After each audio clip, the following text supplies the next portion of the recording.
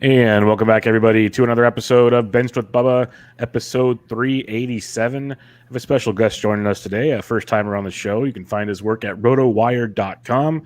He's kicking butt in the NFBC. He even won a free main event ticket, which we'll let him talk about as well. He's doing really good at this stuff, and he's really good at doing the closers charts at RotoWire.com. You can find him on Twitter at Ryan Rufe, R-U-F-E. Ryan, how we doing, man? Doing great. Thanks for having me on. Appreciate it.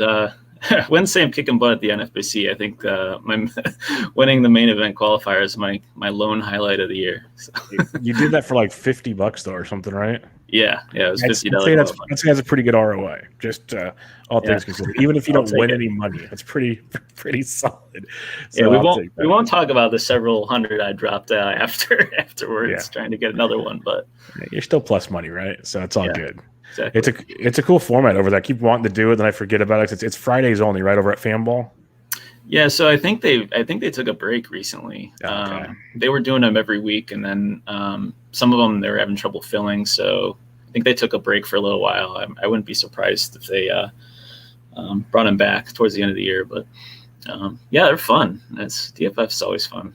Yeah, no, I do DFS on the daily, so but DraftKings stuff. So I keep meaning to do it, and I just kind of like zone out and forget all about it. So yeah, that'll be something we're checking out. And then I wanted to make sure I got this right. So is this your first year delving into the online championships, or have you done this before? Yeah, I've been in the online championship since apparently 2014. Yeah. Doing the OCs for a while, draft champions since I think 2013. So never done a main event. So really excited for that. Doing a main event qualifier this year, try to grab another seat, but it's looking unlikely. The injuries keep popping up, but yeah, it's been a wild year along those lines. That's what I was going to ask is from year to year now that you've been playing since 14 in Fab leagues, and you've obviously done the DCs. This year has been crazy, as you said, with all the injuries. How have you just kind of approached things differently? Because everyone's spinning Fab, everyone's doing this just to kind of fill the roster sometimes. Yeah, it's actually I have several teams where every bench spot is a red briefcase, and you try to think about it with guys like Strasburg and Flaherty. Like, how long do you hold these guys? I mean, how long do you hold them for? And it's been a tough year to navigate, especially with all the injuries. There's nothing out there. I mean, even in 12s, it's hard to find good options. In 15s, I mean, we're rostering players that you never would have thought you would have rostered. So it's tough to navigate, but you just gotta grind through it, man. Yeah, no, it is a grind. It's the best way to put it this year. Very, very challenging stuff indeed. So we'll keep grinding on because we've got a little over 2 months of the season to go. So we'll go over some recent news real quick and kind of how we grind through that, and then we'll talk about your bullpen, your latest update, and kind of go through all. I wasn't planning on doing almost every team, but as I went through the grid, I'm like, we've done it seems like there's question marks on so many situations. So We'll go through a chunk of them, that's for sure. But let's talk some recent news. And I kind of messaged you earlier that there's one addition I was going to make to the deal because after I typed this up, the news dropped that Nick Castellanos has a microfracture in his wrist, and I kind of wonder what was going on earlier in the day because he pinch hit like on Monday night, but he hasn't been in the lineup any days. So you're thinking, okay, well, he pinch hit, but he's not playing yet. What's going on? MRI revealed a microfracture. Latest report on Thursday said he's going to miss several weeks. So what's your thoughts? Like you said, when do we drop these guys? And Cassie's been so amazing this year, but wrist injuries can just zap all your production. Like we'll talk about another guy in a little bit. What are you doing with a guy like Castellanos on, say, an NFBC league with no injured reserve? That's tough, yeah. I think I'd probably hold him for a week and see if other news pops, right? I mean, you always with the star caliber players like Castellanos, it's and Flaherty and other people, you don't want to drop them and then only to see your biggest competitors pick them up and they go crazy for him. So I'm always kind of cautious with the star players, unless it's a Acuna situation where they're out for the year, that's known. But yeah, I might hold for a few weeks with Castellanos, just a brutal blow to the Reds and missed their playoff race. I mean, Suarez has been awful. I mean, Tyler Naquin is one of their standouts on offense. So yeah, says a lot. their chances of making the playoffs is looking pretty slim now. Yeah, it's tough because it's like with Casty going down, like you said, it kind of lowers their chances quite a bit. And you were you were tweeting out, and we'll obviously talk more about it in the bullpen section, but you're tweeting out stuff like maybe they go back and trade for Iglesias or something like, oops, we screwed up. We need a closer. I might take that out of the question now. So we got that going for him. I think so. But you made a good point. Like I'd hold Casty for another week or two and see what happens, because there's like two sides to it. It's if they do completely fall out of it, do they just say screw it, we'll bring him back next season when he's healthy, and then so you can kind of drop him then. Or hey, it's a microfracture, maybe it heals quick, so he's back in like 3 weeks or 4 weeks. You never know. So it is a tricky one. I guess we got to kind of see how that one goes, because it wasn't too long ago we thought Eloy Jimenez and Luis Robert were out for the entire season, and now Eloy should be back in like a week or so, and Lou Bob just started rehab. So it goes like everybody that dropped them, and he dropped them on the proper news at the time. Now you're sitting there going, oof. So it's tough stuff there. Let's talk about some youngsters, because this year it's been tough for prospects to kind of get their footing in the bigs, especially the hitting side of it, surprisingly. So Vidal Brujan's the latest to get demoted back to AAA. Everyone, knows the tools are there, wasn't playing every day. That was always a big concern. What have you, you can keep or drop Brujan whatever you want, but what have you been doing with these young prospects? Because Kalynek's struggling again, and he might get demoted here shortly.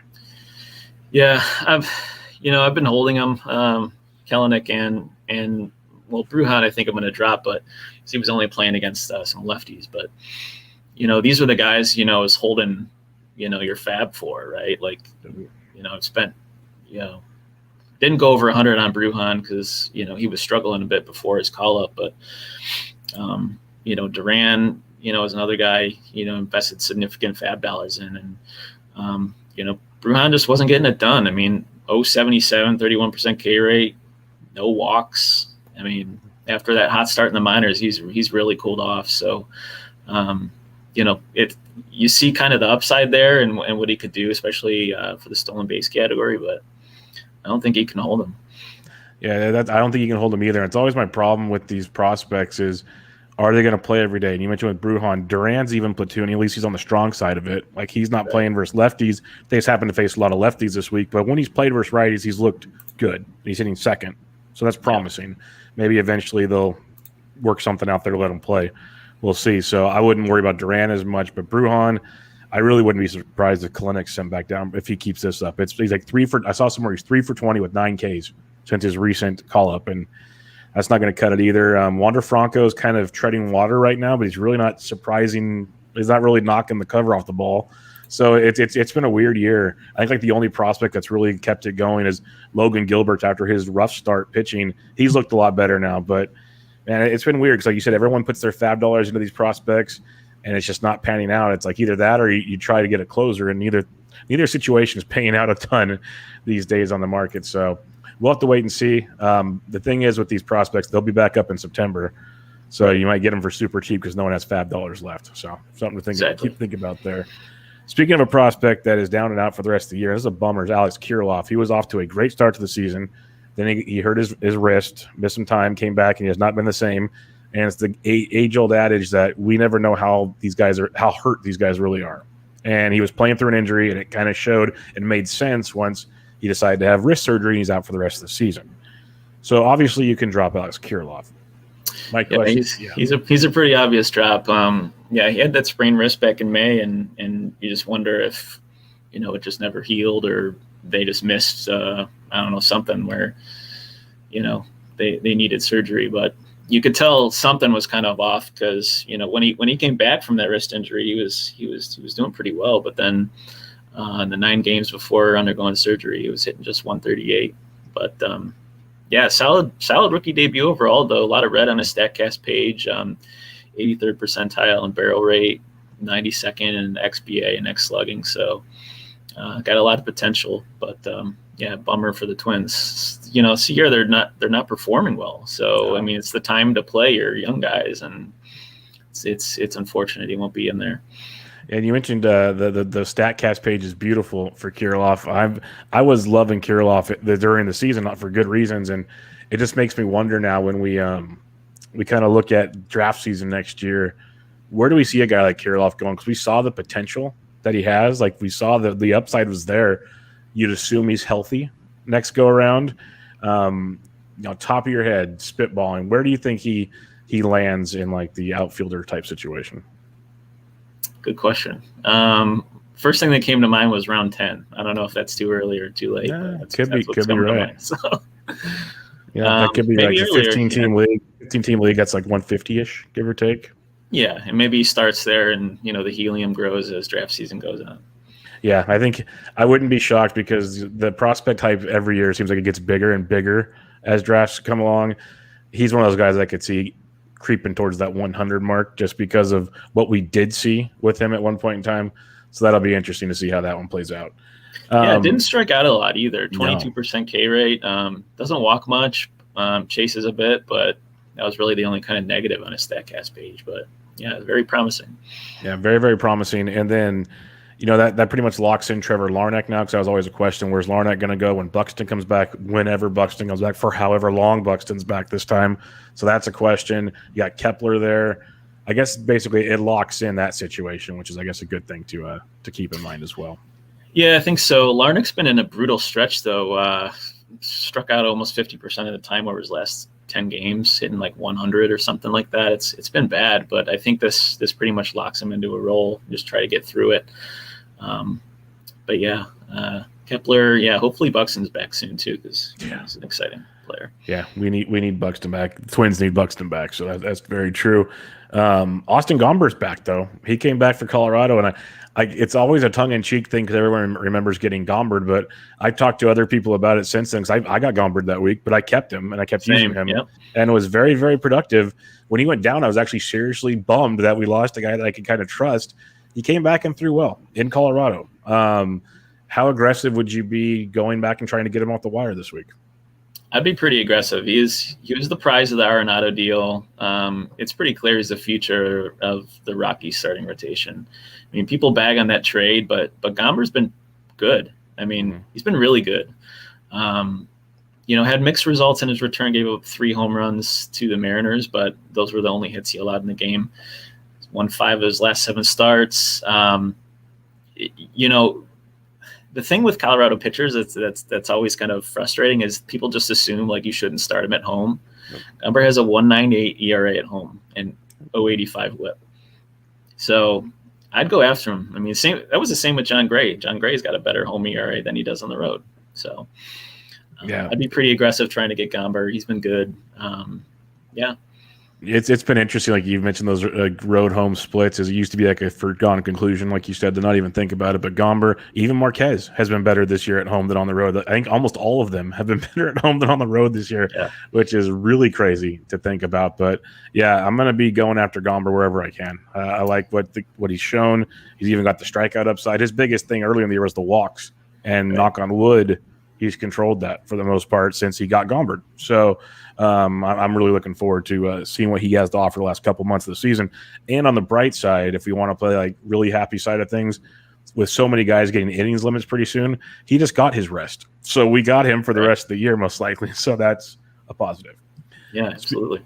Speaking of young pitchers that'll probably be monitored for innings the rest of the way, Luis Patino will be pitching on Thursday. As we are recording Thursday afternoon, we're pitching Thursday evening, and reports out of Tampa Bay is if he does well, he can earn a spot in the rotation, which is music to a lot of fantasy players' ears. What's your expectation on a guy like Luis Patino that we know that the prospect pedigree's there? We just haven't seen it in full force yet. Yeah, I'm pretty optimistic about Patino. Went 6 innings in his most recent start in the minors. Has been going 5-ish prior to that for about a month. Really nice 11 strikeout shutout about a month ago. Just been solid overall at AAA Durham. 3.07 ERA. Good strikeout potential. I wonder though, do the Rays go 6-man now? Do they trade Waka, who hasn't really been good? Just kind of wonder what they're going to do there. But I'm pretty optimistic about Patino. It will be interesting. That's a good point. The 6-man, that they will be active in the trade market. They always are. And they're still and they're towards the top of the division, which is crazy. So they'll move pieces and still compete, which is what the Rays do. But it's a good point with Waka, because Waka, they don't let go past 4 to 5 innings ever. Like they monitor him.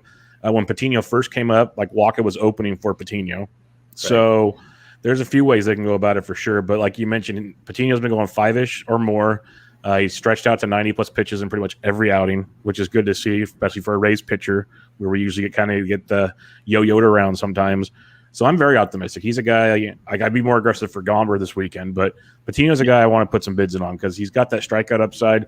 As we're this deep into the season now, you're not really chasing ratios as much because those are hard to control. So if you're okay in ratios, Patino's got the win upside and the strikeout upside that can be quite favorable, I think, come the last couple months of the year. So I'm with you on that one. Josiah Gray, he made his debut against the Giants the other night, and he pitched like they had an opener come start the game. He came in, though, and gave up a few home runs, but also struck out 7 and only walked 1 or 2, I believe, in his 4 innings of work. So he had the good and the bad. Gave up the long ball, a few too many, but then looked dominant with the strikeout stuff. He's going to pitch again on Sunday. Looks like he's going to stick around for a little while. So what's your thoughts on Josiah Gray? Yeah, the Dodgers need him to stick around. No Kershaw, Bauer, Dustin May's out. Gonsolin's been ineffective. So he's RotoWire's 65th ranked prospect.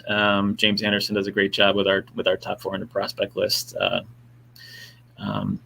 22 to 2K to walk in 15 in the third AAA innings. So that's really promising. The long ball. We'll see if he can correct the long ball issue his next time out. But yeah, he's another one. He's another one of those guys like Patino, where Gray and Patino, maybe the most effective rookie starters that we're going to be able to grab late.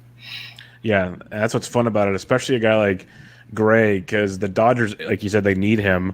We could also see them using the opener every time, and we saw how well that's worked for Rays pitchers of like, 'cause you just snag those easy wins type scenarios, and that could play out good because we know that the Dodgers are going to score runs. That's going to be pretty simple to see.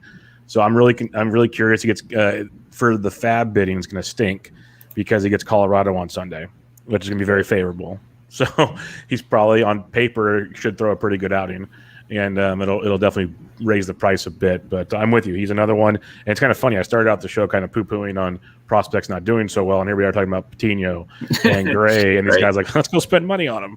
But I'm not breaking the bank for any of these guys. That's any listener of my shows knows that by now.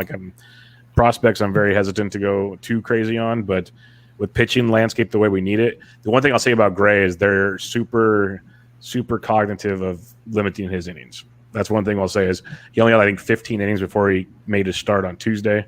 So keep that in mind with Gray. Unlike the others, that could be different. Yes, especially in comparison to Patino. I mean, I'd prioritize him over Gray just because the innings upside is higher. Totally agree with that one. And then another prospect, he's been around a little longer. We've seen him the good and the bad with Atlanta in the last couple of years. Is Touki Toussaint, who threw 6 2/3 solid innings, 5 Ks, 1 run against San Diego of all teams his last time out. And he's been pretty strong coming his last couple starts before he got called up. The strikeouts have been there. The innings have been there with Toussaint. We've had the roller coaster ride with him before. Are you maybe taking a chance on him this time around thinking, and one thing a previous guest of mine mentioned, we got to remember he's still super young. Like everyone wants to throw these guys out there right away. He's only 25, so he might be figuring it out finally. Are you buying into Touki this time around? I'm not, just because he walked 14 in 23 and a third in the minors this year. I know he had a nice outing against the Padres. Maybe they were just off. But the thing for me is just, the flashes have been shown in the past, but he's just struggled to find that consistency. If he shows it, sure, I'll buy in. But at that point, it'll probably be too late. And, I think in 15 teamers, you take what you can get. There's not much there on the wire, but I'm not going after Toussaint. Yeah, it's a dicey one. I definitely have him after Gray and Patino on that list, but I can see the appeal in streaming situations with him. But his biggest problem, like you mentioned, the walks, that was always the problem in previous years too. The walks just crushed him, and then he'd give up like a 3-run homer. That's those little things really eat away at you. So keep that in mind. A couple injury news is here. Alex Bregman is about to start a rehab assignment, looks like, so you might get him back in another couple weeks, which is good to hear if you've held on to him. Jacob deGrom goes on the IL. And Ryan, I don't know about you, but I'm nervous for the fact that they're saying he might begin throwing shortly. I think he resumed throwing today. Okay, good. Yeah, RotoWire just had a note about that. So, and I think they said they weren't going to have him throw until he felt better. So I think this is a promising sign. I was hoping the Mets wouldn't rush him back just because, I have him in a few teams. but they're only 2.5 games ahead of the Phillies in the NL East. They've been 5-5 since his last start on July 7th. So I was hoping they wouldn't rush him. But we'll see. We'll see what he looks like when he comes back. Sure, it'll be the same old deGrom, but yeah, I was hoping they wouldn't rush him because I'm like you, I want him back for the long haul. I don't want this back and forth the IL, which we've seen, and it's really frustrating, as you probably saw before, is when he said, "Yeah, most of these injuries before this last one was all because I was swinging a bat." So that makes you feel so good about this whole situation. It's like, yeah, we could have prevented all of this fun stuff. And then lastly, when it comes to the Mets, Carlos Carrasco. His latest rehab assignment got pushed back a few days, but he's still on target to return shortly, it says. So if he's available, you got a shot. Are you looking at grabbing a guy like Carrasco if he's available? Because we know how good he can be, but this injury has kept sticking around, it felt like. Yeah, I feel like if you can get him for a few bucks, I think that'll be worth it. I wouldn't expect more than a couple innings if he does return to the Mets. Maybe 2-3 innings at most. He's not really stretched out. And he really struggled in his last rehab start. He gave up 5 earned runs and an inning and 2/3 with 3 home runs. So he's one of my favorite stories in baseball. He's obviously a former Indian, battled back from leukemia. So I'm rooting for him, but I won't be investing too heavily in fantasy. Yeah, it sucked because I'm always a Cookie fan, especially just because of the story, as you mentioned. But just for fantasy, like it seems like he always gets undervalued. So come draft day, you get him at a good price tag. He's a workhorse. Seems like a great guy. He's always smiling and having fun. Good leader. So when he got traded to the Mets, I was all heck yeah, because now he goes to the National League. He's got Stroman and deGrom ahead of him, so he's not he doesn't have to be the ace anymore. Stuff like that, and then it all kind of unraveled from there. So that was a bummer. Last bit of news, and we don't have to talk about it at all, but I did see Chris Sale is going to join the Red Sox. He has one more rehab assignment, though. So he's going to travel with the team, I should say. But he's got one more rehab assignment, and if that goes well, he might be back on the rotation here in about a week or so. So that's good news if you held him this long. That's finally getting something out of Chris Sale. I'm curious to see what they do with him, but it looks like from all the rehab starts, Ryan, he's pretty much been full go. So I'm really curious to see how this goes. Yeah, we'll see what we get when he comes back. All right, let's talk some closers. Before we get into it, talk to the listeners more about what you're doing with this closer grid, how you go about it, how you just keep up with all the insanity that takes place each and every night of, oh, wait, now Scott Barlow got the save. So now 3 Royals have 5 saves. And, oh, wait, now this guy's in getting closers because this guy pitched the 6th today. Like, so much fun stuff. How do you go about the whole process? Yeah, my process is I usually go in about once a week and update all 30 teams and just kind of see what's happened over the past week. Who got saves, who didn't, who got, high leverage usage. I think by now we've learned some of the manager's tendencies. We know Kevin Cash is going to be, if he's got all of his relievers healthy, he's going to be a committee. Same with Mike Matheny in Kansas City and Scott Service in Seattle. I think those guys are just, want to use committees. They're using that new approach that we're seeing more and more teams kind of employ. I just go in and update our closer depth charts, our closers and waiting rankings, and just update the closer notes for RotoWire. Yeah, no, it's a job that I don't envy. I'll say that much. Like I know yourself, Greg Jewett, and many others do the constant closers work. And I'm just like, you guys are, you guys got some crazy stuff. That's all I know, because it's a headache. And then you probably have the wonderful people on Twitter and stuff that they're never bad or anything that go, well, you said so and so. So I can already see that. I can already see that one coming. Like you knew how this was supposed to work. F you. Yeah, no, right. Trust me. I get that giving DFS content daily. I get it all the time. Yeah. So I can only imagine, because these guys are spending hundreds of dollars in fab. It's just like, guys, come on. You're trying to spend a lot of money on the closer for one of the worst teams in baseball. So this is what's going to happen. Exactly. Yeah. this is par for the course, guys. My response to that is always, you know what? You own your team, right? You make the decision. Right? We can guide you. You at the end of the day, you make the choice.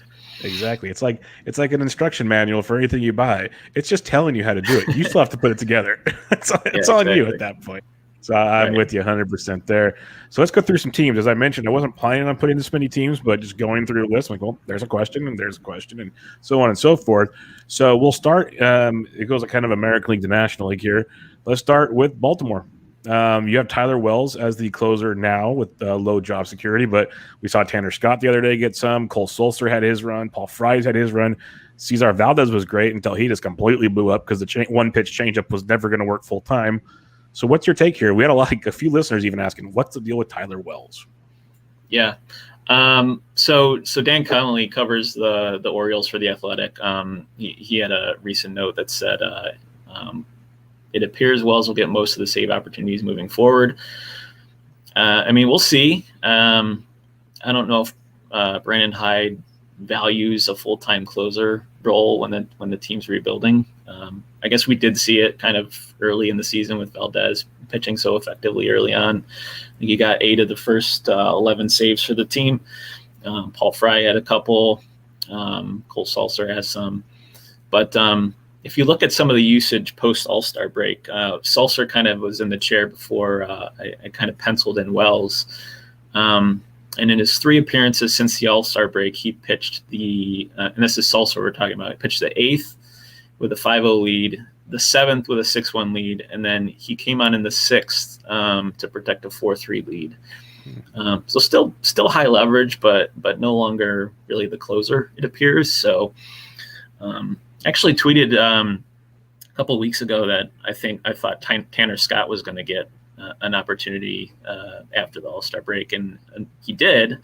Unfortunately, he blew it yesterday against the Rays. He loaded the bases, and Austin Meadows hit a walk-off to win that game. But just kind of look at part of you were talking about process earlier. Part of my process is really kind of looking, not only at the usage, but like performance over like the past month, past 10 days, to see, how these guys are pitching, if there's a trends. It was kind of how I identified Josh Stallman of the Royals. He's been bad since like mid-May, and he hasn't gotten a save since like May 19th. So just kind of look at that and, see who's pitching well, see who isn't, and just kind of eyeball like, well, this guy's, got 10 straight scoreless appearances. Maybe, they gave him a shot in the 9th. When you're looking at closers, because you mentioned Tyler Wells, and honestly, I do a lot of fantasy baseball stuff, and I didn't even really know who he was until about a week ago. Yeah. When you're talking about guys like that, how aggressive would you be? Again, this is the Orioles, who are always mixing and matching, as you said. You don't know if they're going to stick around. So kind of breaking the bank on guys like this is kind of tough. It'd be one thing if, we'll talk about the Cubs in a minute, and there's a chance, well, whoever takes it is going to be the guy or something. Just put a scenario there. So you spend a little more money knowing he's the guy. Right. With a guy like Wells, we could, see him for 2 weeks and he's out again or something. How aggressive would you be on him come Sunday? Not very. The positive trend with Wells is since the All-Star break, he's pitched the 9th in both games that he's pitched. One with a 6-1 lead against Tampa Bay and one in a 4-run game against Kansas City. And if he was available yesterday, he was going to apparently get the save opportunity, but he wasn't available. So trends are looking like he's going to get the next opportunity. Like you said, though, the Orioles are, one of the worst teams in baseball. Hyde likes to mix and match. He's already used 4 different relievers in the closer role. So, I'm not breaking the bank for Wells, but it's promising season. He's a rookie. He's capable of pitching multiple innings. I think they were talking about trying him out as a starter at one point, but really promising 32% K rate, 5% walk rate. So, I mean, maybe he takes it and runs with it. I know the Orioles really like him. So you mentioned the multi-inning possibility, or just basically throwing good innings, period. When you're looking for a reliever or a closer come on a Sunday fab period, and the closer situations are bleak, how likely are you to go and grab like a Wells or a Funkhauser for Detroit, or some other guys that might not run into saves but could really help other aspects out, since the depth of bullpens, and then you think, hey, maybe in like 3 weeks this guy's got the new chance. How likely are you to grab those kind of guys like a buck right now? Yeah, I think it's a smart move. Especially if you get them cheap and then they eventually land in the role. I mean, obviously, if you're well set in saves and ratios, I'm probably not looking there. But if I have the room to like for example, 18-team RotoWire staff keeper league, I'm gonna look to add him, because I'm starting a few relievers. I'm starting Brent Suter in that league and a couple others. So in those deeper formats, definitely. In the 12, there's probably a lot more pitching depth available to choose from. So I may not need to roster someone like Wells, who's could still give you good ratios, but you may be still able to find enough good starters to fill out your rotation. All right, let's go to the Detroit Tigers. We have Gregory Soto picked up another save on Wednesday night. He's looked pretty good for the most part. He's had his hiccups at times. You have Jose Cisnero, who's looked pretty good. Obviously, Michael Fulmer was there because they're trying to trade him. He got hurt yet again.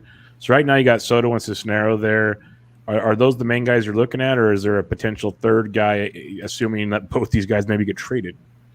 So I think Soto's the guy. He's been incredible since June 1st. 250 ERA, 089 WHIP.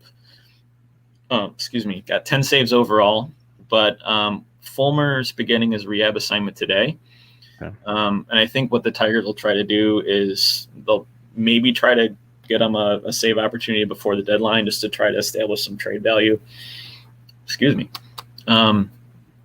So, while Soto's gotten the most recent saves for the team, I think, we might have a little break here, maybe a week or two, where, we might see Fulmer get a couple or Cisnero step in. Cisnero's been excellent too. 32 years old, 14 of his last 15 outings have been scoreless. So he's really good. And the other guy to keep an eye on in this bullpen is Kyle Funkhauser. He's got a 15.1 inning scoreless streak. So bullpen's been really good, and the Tigers are in third place. They're on the rise, man. Like this team could be pretty good. Well, since June 1st, I think they're above 500. Like they're actually playing good baseball. It's pretty crazy. Yeah. They're no longer the worst team in baseball for several years. So as an Indians fan, I'm looking over my shoulder like, oh, stay back there. But you used to not have to worry about them, and now like, oh wait, now they might come in and sweep us this weekend. Like, oh great, here we go. That's a realistic possibility now. Yeah, and then it's like, oh no. But Funkhauser, like I talked about him a couple of weeks ago as a guy that, because I am a guy that likes to kind of grab these like seventh inning guys or longer relievers that you never know, they might run into one, but they could steal you a win or they'll help your ratios and get strikeouts. And Funkhauser's been outstanding. He's been like really, really good. You mentioned the last 15 innings.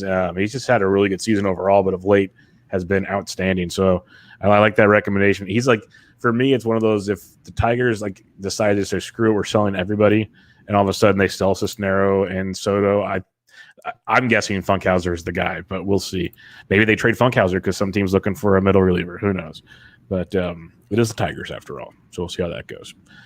Kansas City Royals. This one has been a headache for many. You mentioned Scott Barlow got a save last night for his fifth of the year. You got Holland, you got Stomont.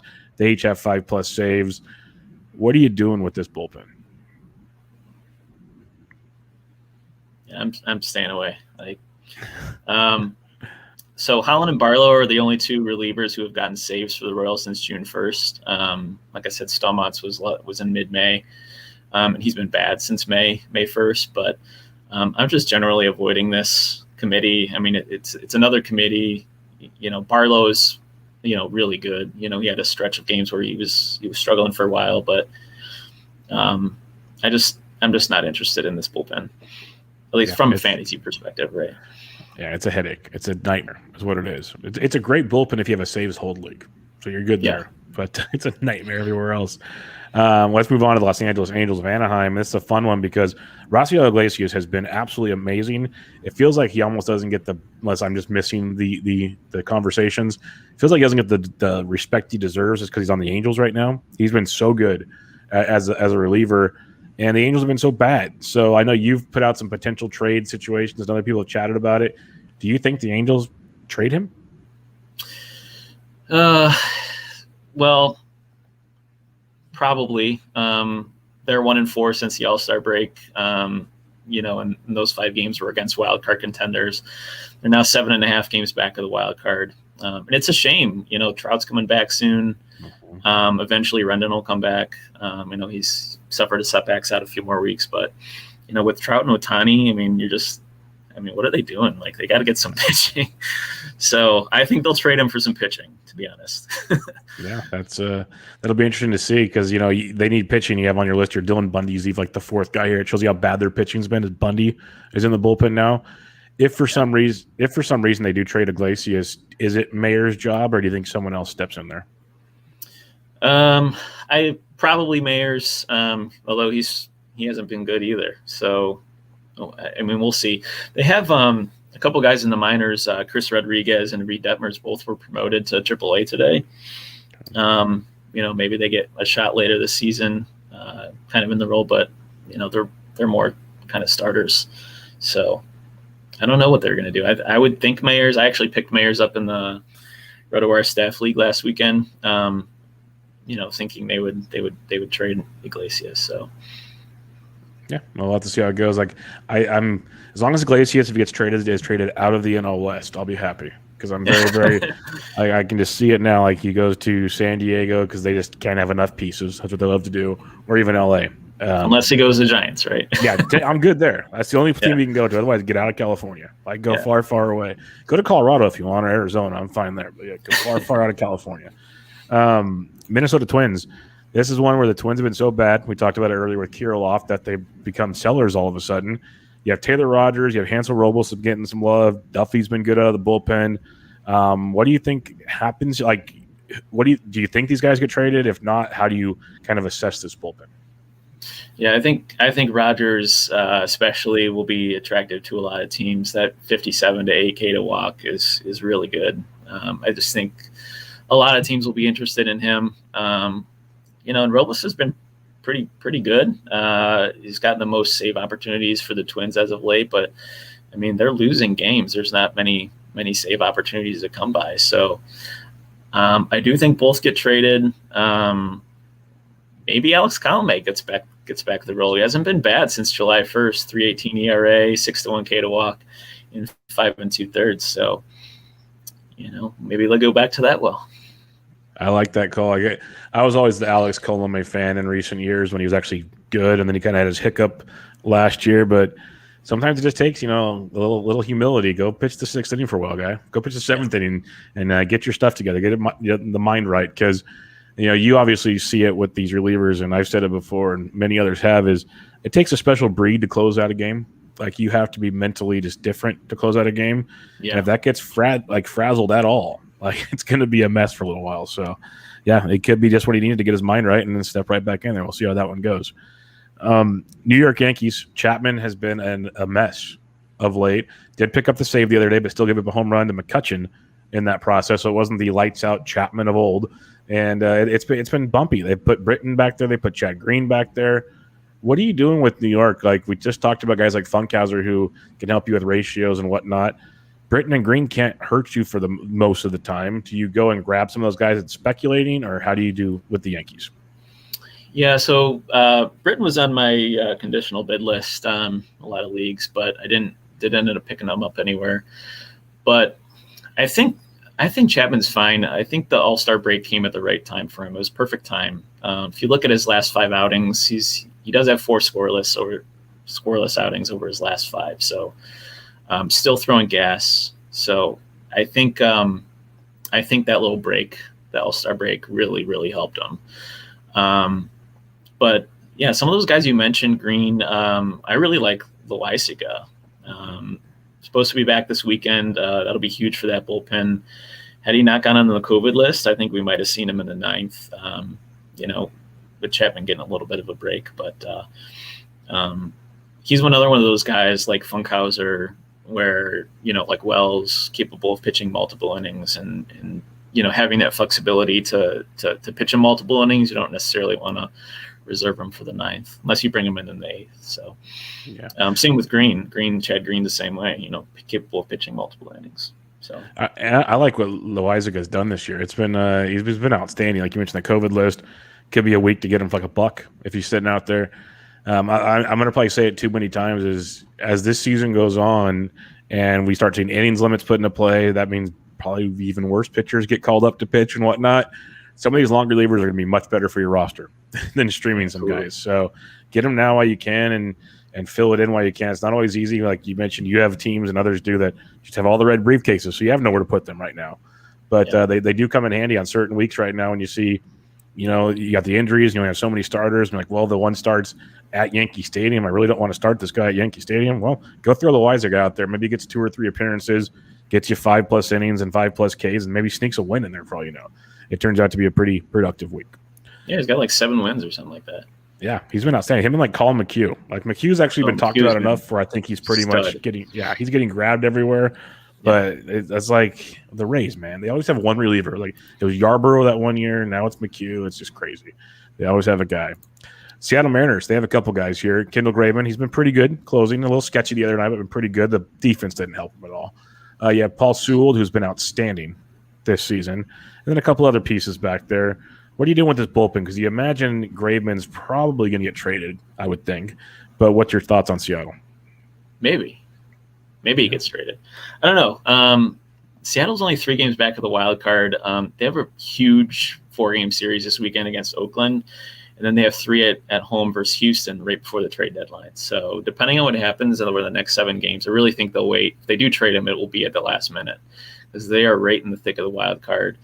And, what kind of message does it send to your fans if you trade your best reliever, like, right in the thick of a wild card race? So I don't know. We'll see. We'll see if the Graveman's on the move over the next week. We'll find out.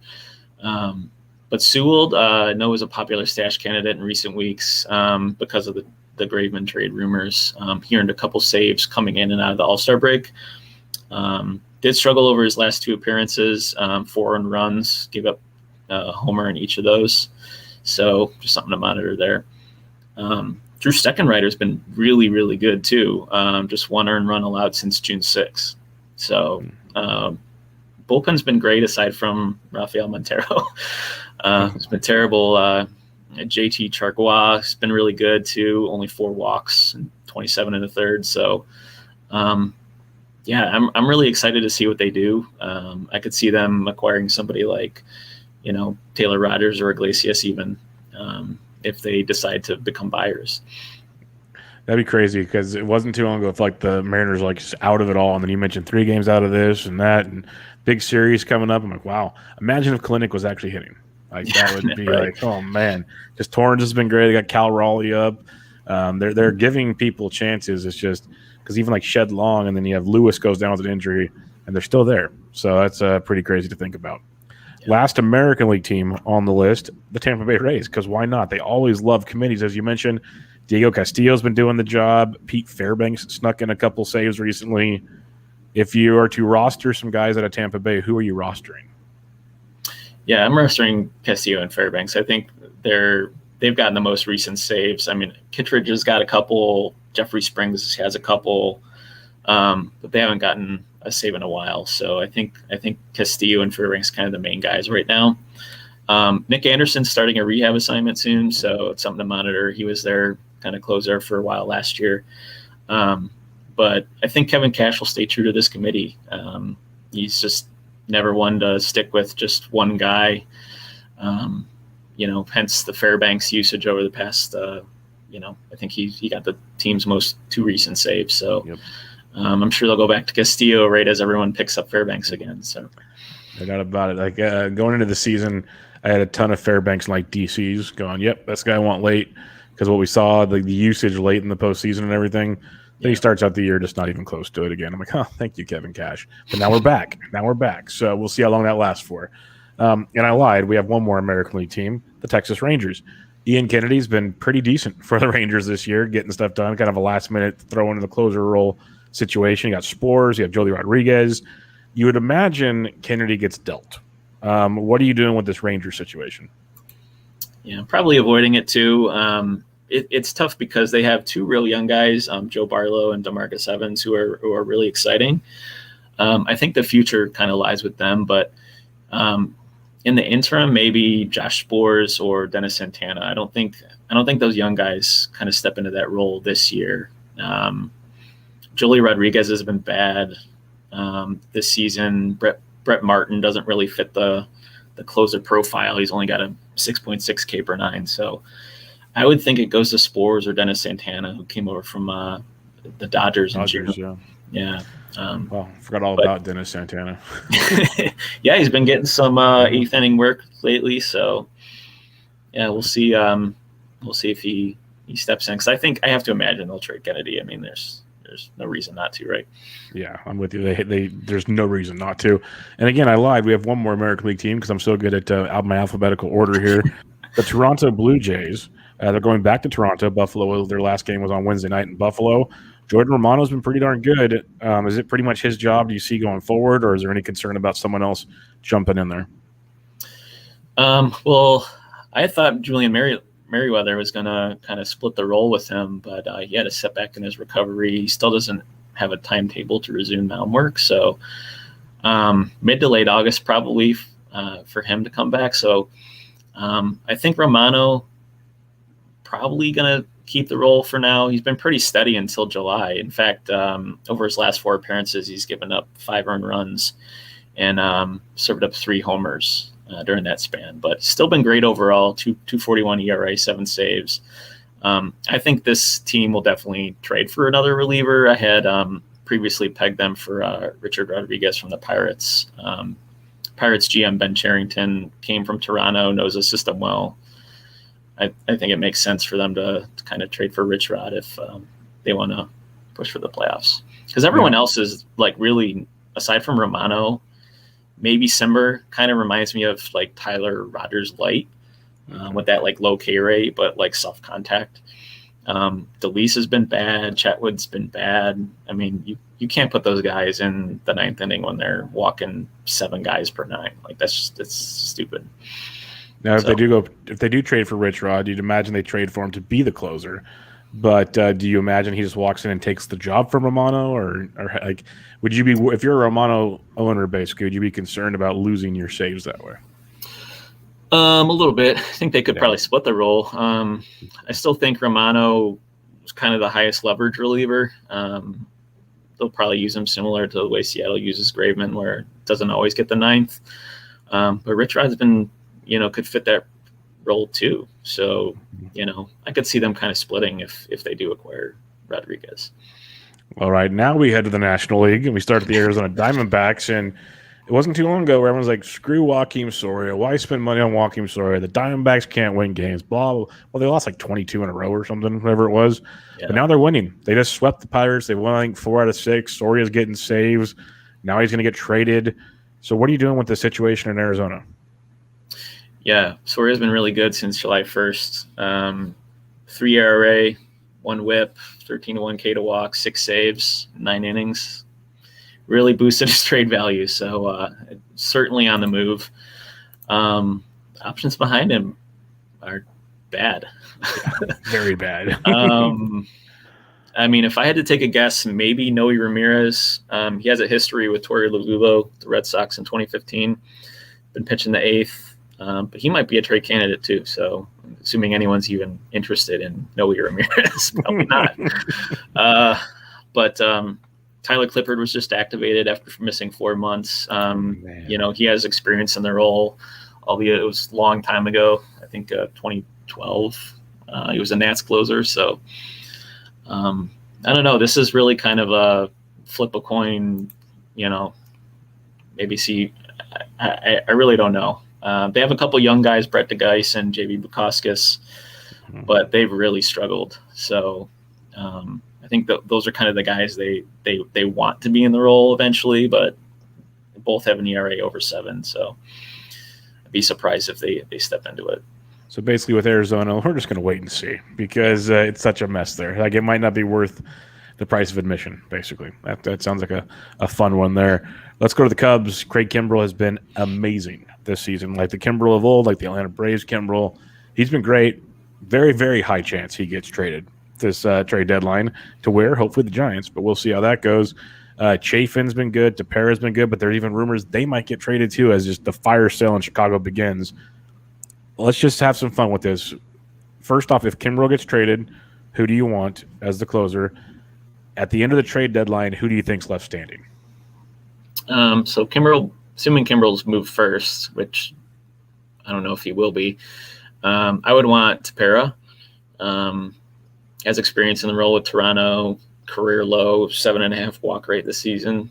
I think he'll get kind of that first shot, but I think he's probably going to get traded too. So after the end of the trade deadline, I tweeted earlier today, I could see Rowan Wick, who's on rehab right now, looks really good in his rehab, and Rex Brothers kind of splitting the role. Brothers being the lefty, had 19 saves with Colorado in 2013, 14.5 K per nine, really tough on lefties. And then, Wick just being the complement to him. Just a wild guess. So, obviously none of this is set in stone, so don't, go blowing your fab for Rex Brothers. But something I could see happening.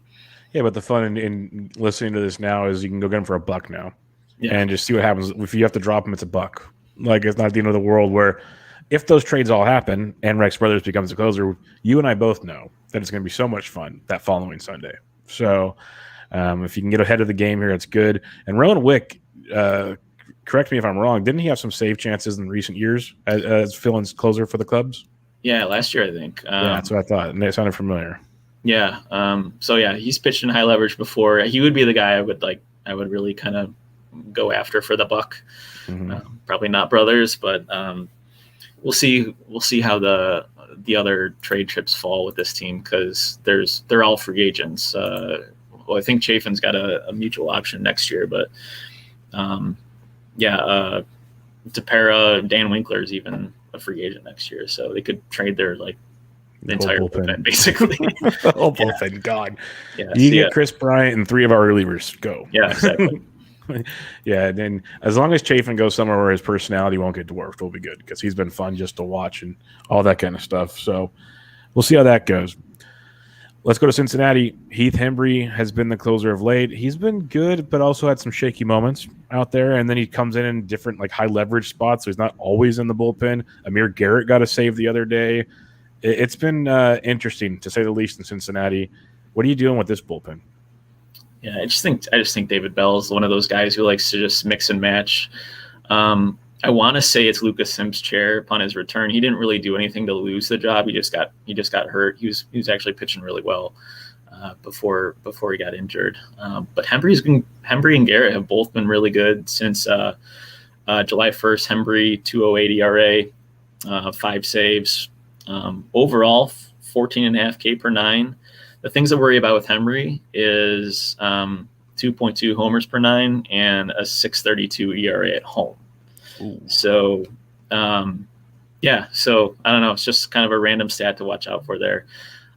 With Garrett, he's only allowed 3 runs over his last 16 appearances, 19-5 K to walk in that span with 4 saves. So, it's just another one of those situations where it's just not one guy. They're just going to split, and when Sims returns, it's going to get even more murky. And if Antone even comes back later on, which I don't know how optimistic I am about him with forearm strain, plasma injection rehab. So not good. He's going to start throwing bullpens next week, but I'm a little less optimistic about Antone. But yeah, this is one of those bullpens just to kind of avoid.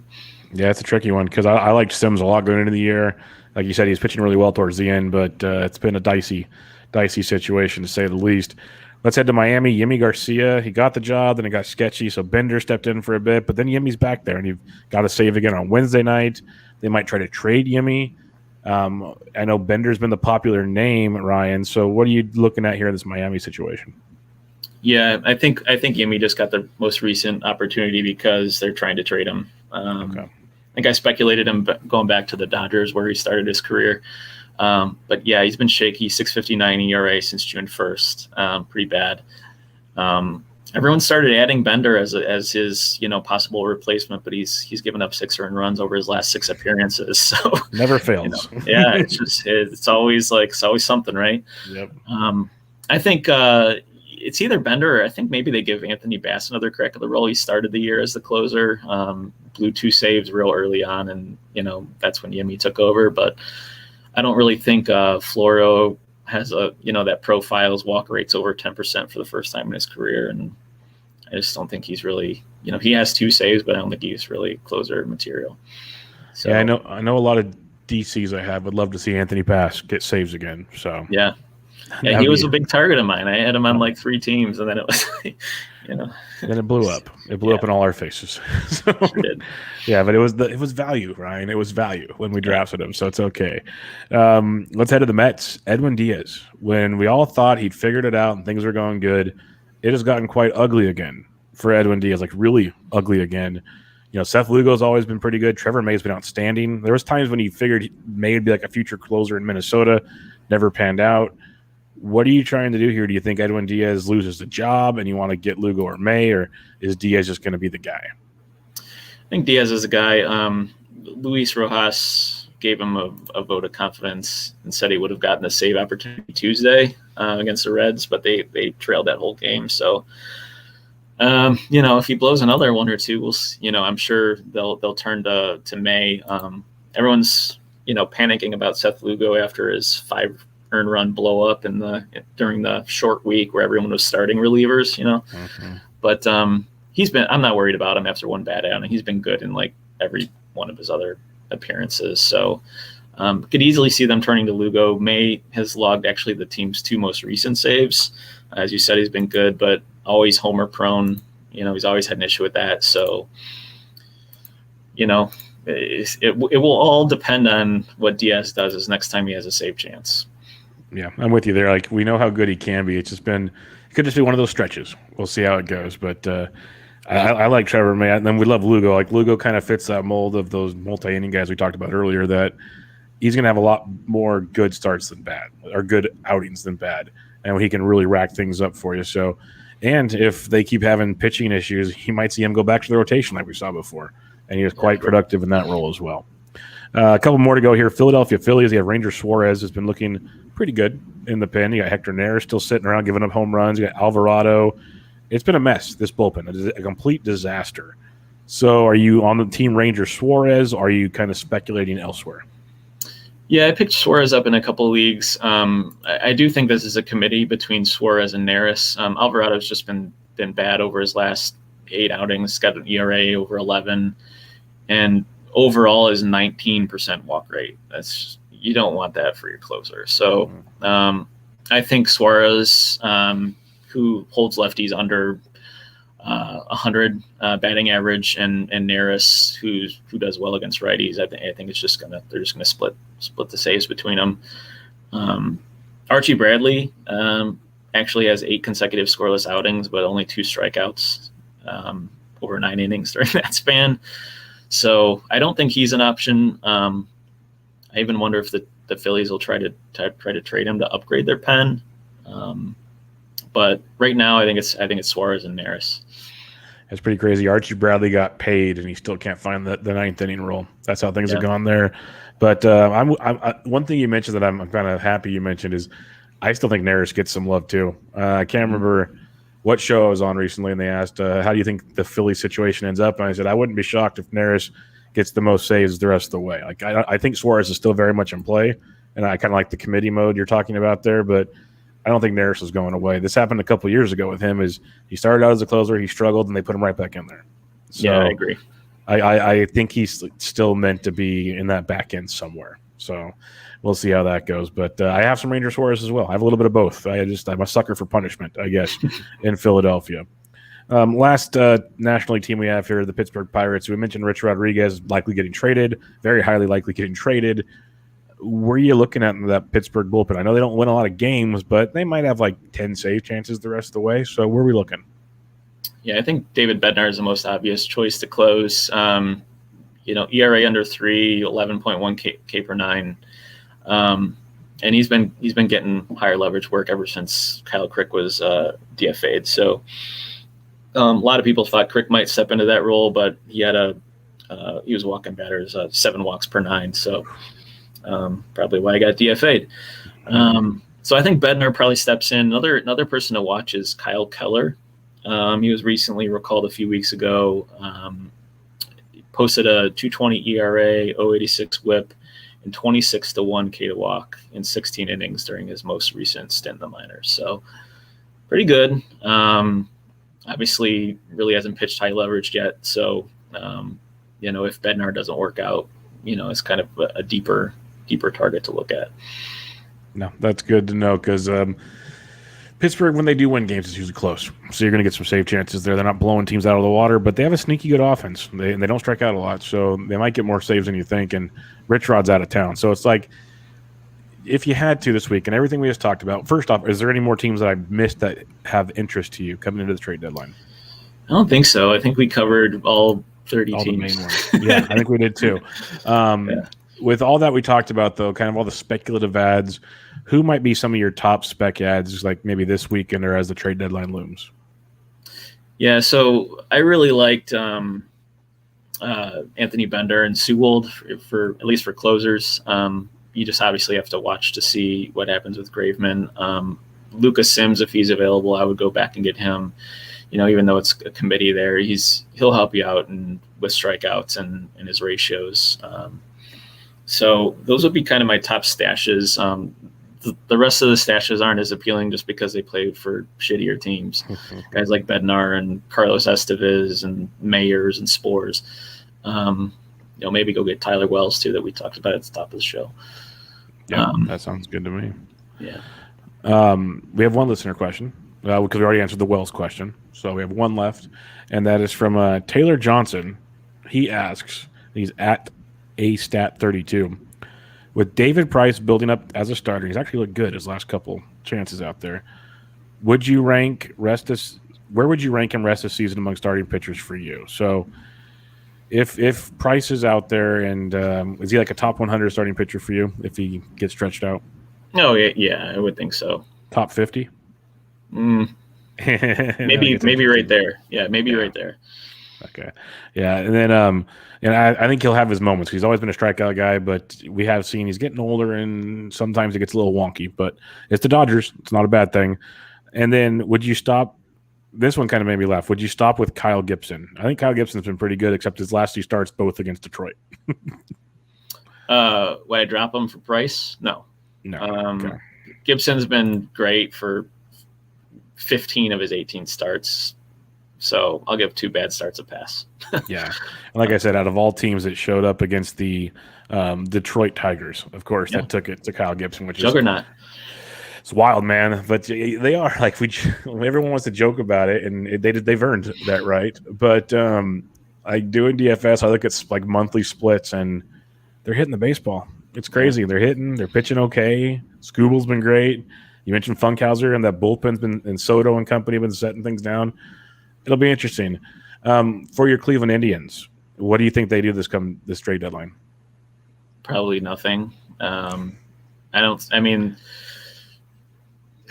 don't know. They're out of pretty much playing themselves out of the wild card race now. I think they're only a couple games above 500 now. Jose Ramirez has been hurt. He's been out of the lineup past couple of days. I haven't checked to see if he's in the lineup today.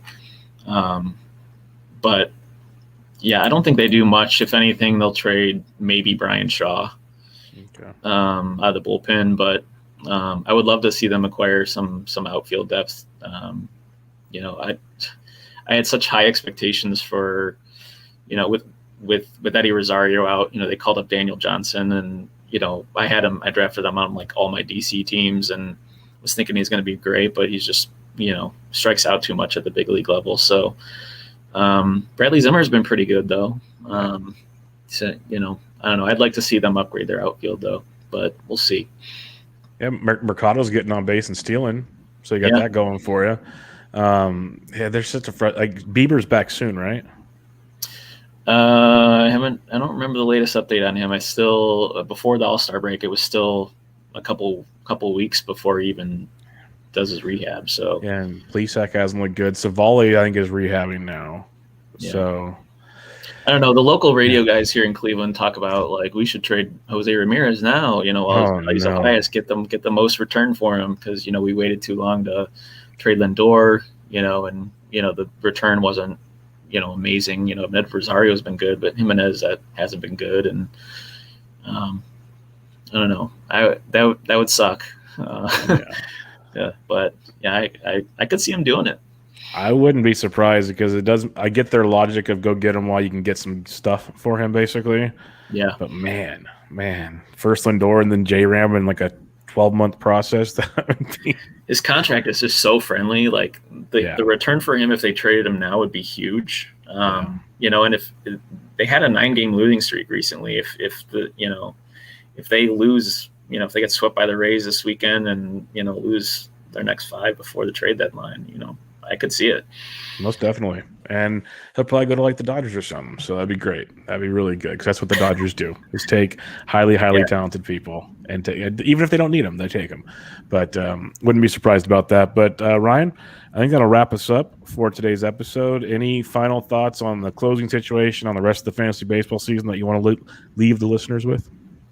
No, I'm good. Thanks for having me on. I really appreciate it, Bubba, and thanks to all your listeners for listening to me ramble on about closers for an hour. I really appreciate it. And this podcasting is new to me. It's not, you know, my most comfortable thing to do. So appreciate you giving me a chance, and I look forward to doing it again sometime. Yeah, we definitely will do it again sometime. And you're a natural, so I wouldn't be too worried about it. Even though it's new to you, you're just fine.